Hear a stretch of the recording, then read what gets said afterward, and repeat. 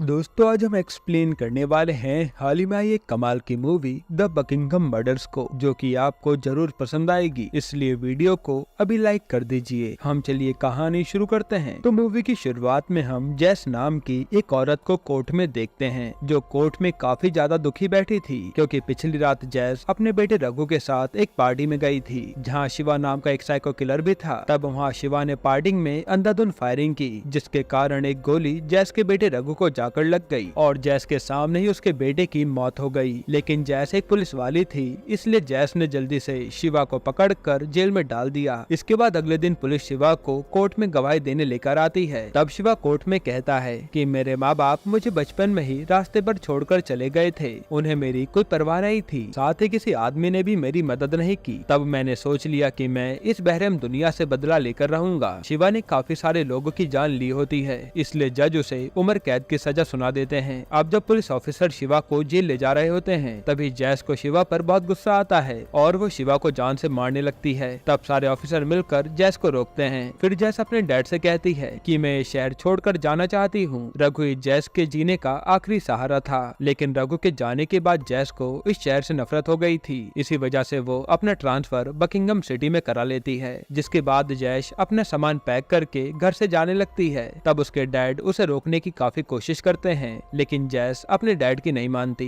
अब जैस Buckingham city जा रही होती है, तभी हमें दिखाया जाता है कि शहर में ड्रग्स काफी ज्यादा फैल गया है और बच्चे भी ड्रग्स का इस्तेमाल करने लगे हैं। इसलिए सभी पेरेंट्स रास्ते से ड्रग्स बेचने वालों के खिलाफ प्रदर्शन कर रहे थे। लोगों का प्रदर्शन शहर में अशांति का रूप ले रहा होता है, इसलिए पुलिस सभी लोगों को शांत कर रही थी। फिर हम साइमन नाम के ऑफिसर को देखते हैं और हार्डी और साइमन एक रेस्टोरेंट में बैठकर खाना खा रहे होते हैं। तभी हार्डी को रेस्टोरेंट में नसीम नाम का एक लड़का दिखता है, जो एक दूसरे आदमी से एक छोटी सी पोटली लेकर चला जाता है। अब जब नसीम जा रहा होता है, तब हार्डी की नजर नसीम पर ही होती है और हार्डी को देखकर लगता है कि हार्डी काफी पहले से नसीम को जानता है। जिसके बाद अगली सुबह जैस कमिश्नर मोहन से आकर मिलती है। वहाँ मोहन जैस से कहता है कि मुझे तुम्हारे बेटे की खबर सुनकर काफी दुख हुआ, पर तुम्हें अपने जज्बातों को साइड में रखकर अपना काम करना पड़ेगा। अब मोहन जैस को एक केस देते हैं कि प्रीत नाम के बच्चे की किडनैपिंग हुई है, इसलिए तुम्हें अपनी टीम के साथ मिलकर प्रीत का पता लगाना है। लेकिन जैस अभी भी पूरी तरह से नॉर्मल नहीं हुई थी, पर फिर भी वो इस केस को अपने हाथ में ले लेती है,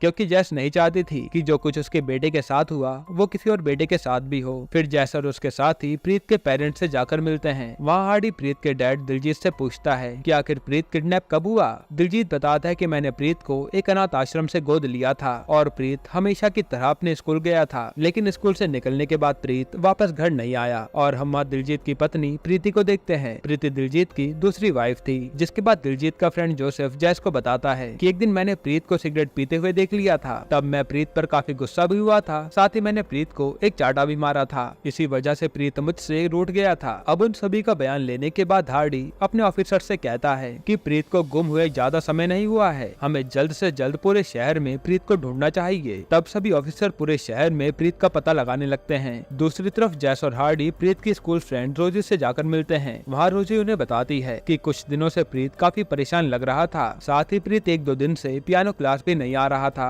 जिसके बाद कुछ ऑफिसर प्रीत के स्कूल ड्राइवर से जाकर पूछते हैं कि स्कूल से छूटने के बाद प्रीत कहाँ उतरता था। वो ड्राइवर बताता है कि स्कूल के बाद प्रीत एडवर्ड गार्डन के पास उतरता था। अब स्कूल बस का सीसीटीवी चेक किया जाता है और सीसीटीवी में जैस देखती है कि प्रीत एडवर्ड गार्डन के पास उतरा होता है। तब रात के समय सभी ऑफिसर मिलकर प्रीत को ढूंढने की कोशिश करने लगते हैं, लेकिन काफी ढूंढने के बाद भी उन्हें प्रीत नहीं मिलता। फिर जब सुबह होती है, तब हार्डी जैस से कहता है कि तुम पूरी रात सोई नहीं हो, इसलिए तुम्हें घर जाकर आराम करना चाहिए और मैं यहाँ पर सब कुछ संभाल लूंगा। जिसके बाद जैस अपने घर पर आ जाती है, लेकिन घर आने के बाद भी जैस को प्रीत की चिंता सता रही थी और जैस के पास अभी भी अपने बेटे की टी शर्ट होती है, जो कि पूरी तरह से खून से रंगी हुई थी। तब वो देखकर जैस को अपने बेटे की काफी याद आती है। दूसरी तरफ हार्डी को प्रीत की लाश एक कार में रखी हुई मिलती है। तब हार्डी जल्दी से ये बात दिलजीत और प्रीति को बताता है और अपने बेटे की लाश देखकर खूब रोता है। वहीं जैश भी प्रीत की मौत की खबर सुनकर काफी दुखी होती है। फिर पुलिस ऑफिसर प्रीत की लाश को पोस्टमार्टम के लिए भेज देते हैं। इसके बाद हार्डी जैस से कहता है कि हमें इस बात का पता लगाना पड़ेगा कि आखिर खूनी कौन है और उसने प्रीत को क्यों मारा। अब जैस रोजी की मॉम को जाकर प्रीत की मौत की खबर देती है। फिर वो रोजी से प्रीत के पियानो टीचर का नाम पूछती है, लेकिन रोजी को पियानो टीचर का नाम नहीं पता था। इधर हम दिलजीत को देखते हैं। दिलजीत प्रीत के पियानो टीचर के साथ अकेले में कॉल पर बात कर रहा होता है। है और उस पियानो टीचर का नाम होता है माया। माया और दिलजीत का काफी समय से अफेयर चल रहा था। यहाँ दिलजीत माया को दास होकर सारी बात बताता है कि प्रीत की मौत हो गई है। इस पर माया उसे कहती है कि मैं जानती हूँ तुम्हें कितना बड़ा सदमा लगा होगा, पर तुम्हें हिम्मत रखनी चाहिए। तभी वहाँ प्रीति आती है और यहाँ प्रीति को दिलजीत और माया के अफेयर के बारे में पता था। प्रीति दिलजीत से कहती है कि तुम कभी अपनी हरकत से बाज नहीं आओगे। ये सुनकर दिलजीत प्रीति पर काफी गुस्सा होता है, लेकिन इतने में वहाँ जैस आ जाती है। जैस दिलजीत और प्रीति को देखकर समझ जाती है कि इन दोनों के बीच कुछ तो गड़बड़ है। फिर जैस दिलजीत से पूछती है कि क्या तुम्हारा कोई दुश्मन है। दिलजीत बताता है कि मेरा वसीम नाम का एक बिजनेस पार्टनर था। वसीम ने मुझे धोखा देकर सारा बिजनेस अपने नाम कर लिया था। इसी वजह से वसीम और मेरे बीच काफी लड़ाई भी हुई थी। जिसके बाद हम मोहन को देखते हैं। ऑफिसर मोहन को बताते हैं कि प्रीत की मौत पानी में डूबने से हुई है। साथ ही प्रीत की बॉडी पर हमें 2 लोगों के डीएनए भी मिले हैं, लेकिन अभी तक उन लोगों का पता नहीं लग पाया है। अब मोहन उसे उस कार ओनर का पता लगाने को कहता है जिस कार में प्रीत की लाश मिली थी। तब ऑफिसर धीरज नाम के एक आदमी के पास जाते हैं और धीरज शहर में सभी लोगों को कार बेचा करता था। धीरज ऑफिसर को बताता है कि ये कार एक नसीम नाम के लड़के का है और सीसीटीवी में भी नसीम वो कार चलाते हुए दिख रहा था। तब सभी ऑफिसर नसीम के घर पर जाते हैं, जहाँ नसीम ऑफिसर को देखकर काफी डर जाता है और वो वहाँ से भागने की काफी कोशिश करता है, लेकिन हार्डी नसीम को पकड़ लेता है। अब हार्डी नसीम को जेल में डाल देता है। तब मोहन हार्डी से कहता है कि तुम नसीम से जाकर पूछताछ करो। हार्डी पूछताछ शुरू करता है कि आखिर तुम्हारी कार में प्रीत की लाश कैसे आई और क्या तुमने प्रीत को मारा है। नसीम कहता है कि मैंने किसी को नहीं मारा और मुझे प्रीत की मौत के बारे में कुछ भी पता नहीं है। हार्डी आगे कहता है कि प्रीत की लाश तुम्हारी कार में मिली है और अब तुम्हें उम्र कैद होने से कोई नहीं बचा पाएगा। तब हार्डी की बातें सुनकर ऐसा लग रहा था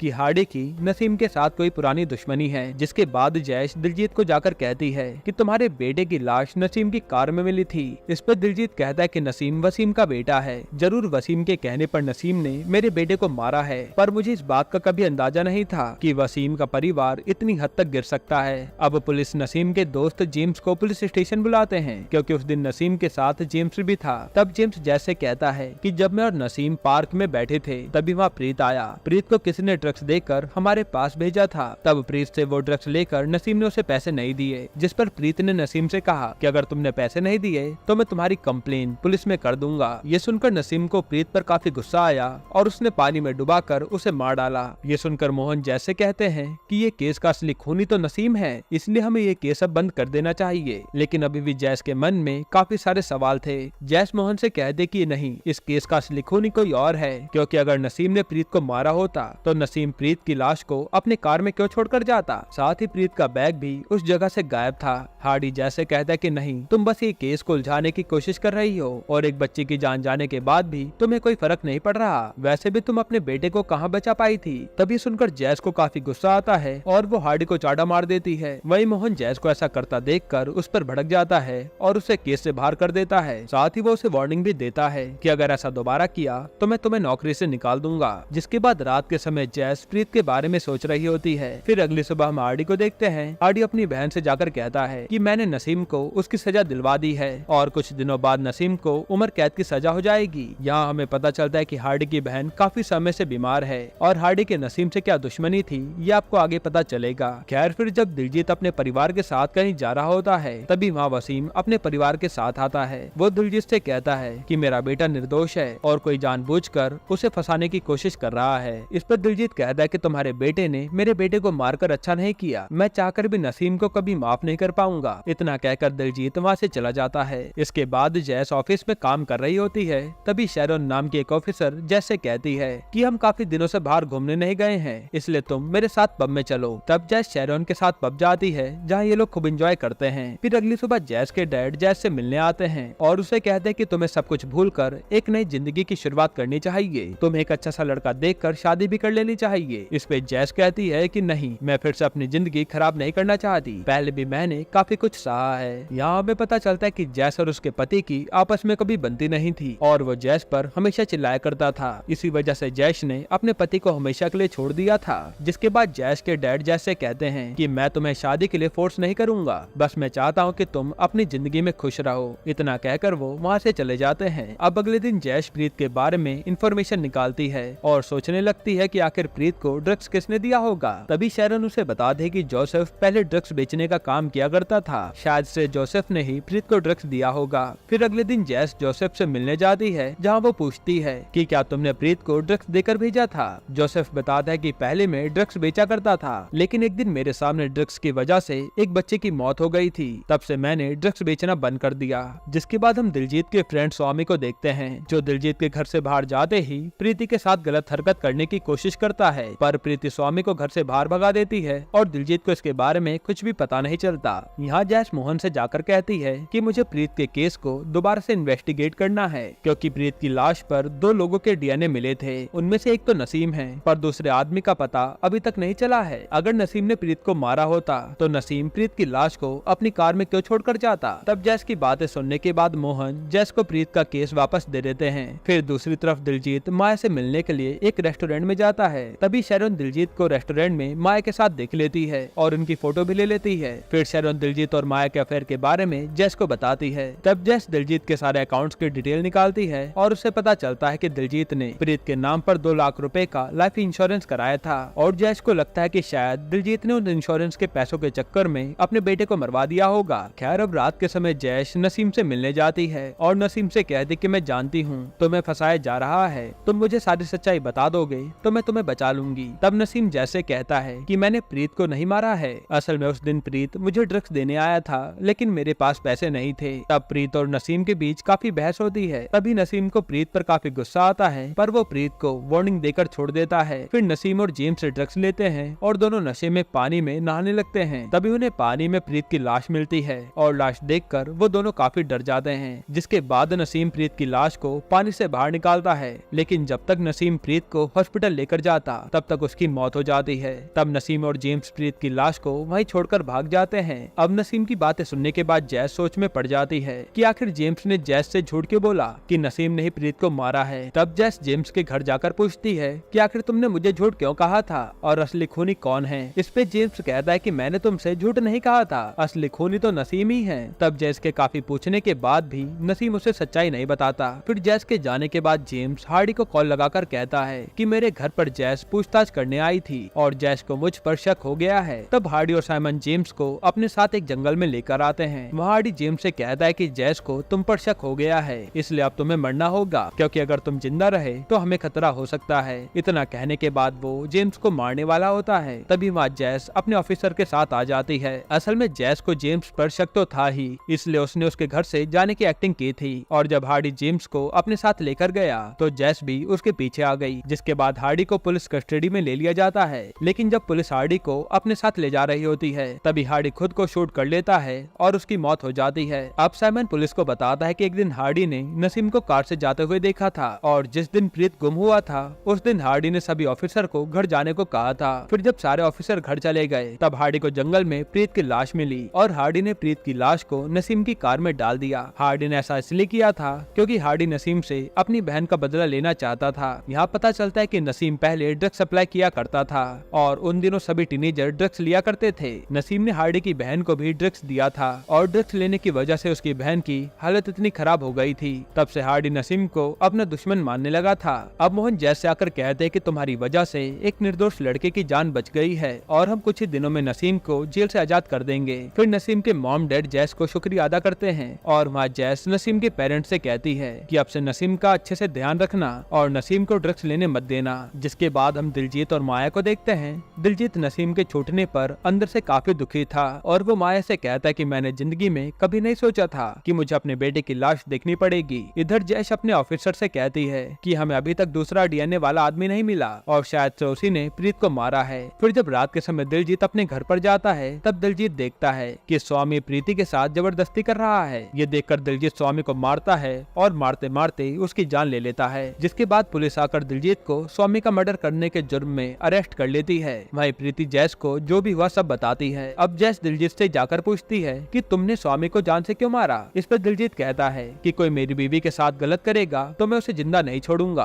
फिर जैस दिलजीत से पूछती कि क्या तुमने इंश्योरेंस के पैसे पाने के चक्कर में अपने बेटे को भी मारा था। तब दिलजीत कहता है कि नहीं, कोई बाप अपने बेटे को नहीं मार सकता। मैं प्रीत को अपनी जान से भी ज्यादा प्यार करता था। हालांकि थोड़ी देर बाद जैस को दूसरे डीएनए वाले आदमी का पता चल जाता है जो कि कोई और नहीं बल्कि स्वामी था। साथ ही स्वामी के घर में जैस को प्रीत का बैग भी मिलता है। अब जैस स्वामी का जब फोन चेक करती है तो उसे स्वामी के फोन में प्रीति का एक मैसेज मैसेज मिलता है। मैसेज में प्रीति ने लिखा था कि तुम किसी को बिना बताए प्रीत को जान से मार दो। तब ये देखकर जैस समझ जाती है कि जरूर प्रीति भी इन सब में शामिल है। इधर प्रीति शहर से बाहर जा रही होती है, लेकिन तभी पुलिस प्रीति को अरेस्ट कर लेती है। इसके बाद जैस प्रीति से पूछती है कि आखिर तुमने स्वामी के हाथों प्रीत को क्यों मरवाया था। तब प्रीति डर के मारे बताती है कि जब से प्रीत घर में आया था तब से दिलजीत मुझे जरा भी इज्जत नहीं देता था और दिलजीत मुझे हमेशा मारा करता था।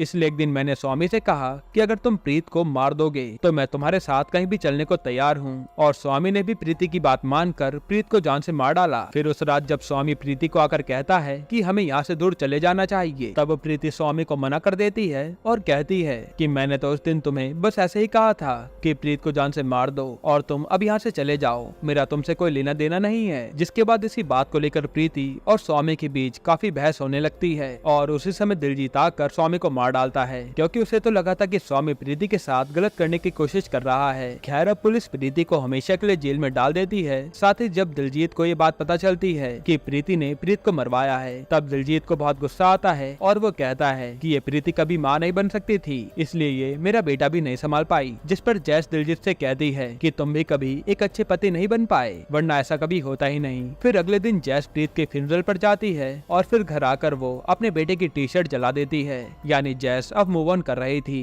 यहीं पर ये मूवी खत्म होती है। दोस्तों आपको ये मूवी कैसी लगी हमें कमेंट में जरूर बताइएगा, और इसके अलावा आप कौन सी मूवी का एक्सप्लेनेशन चाहते हैं वो भी कमेंट कीजिएगा। बाकी अगर आपको हाल ही में आई एक कमाल की मूवी देखनी है तो आप ये वीडियो देख लीजिए।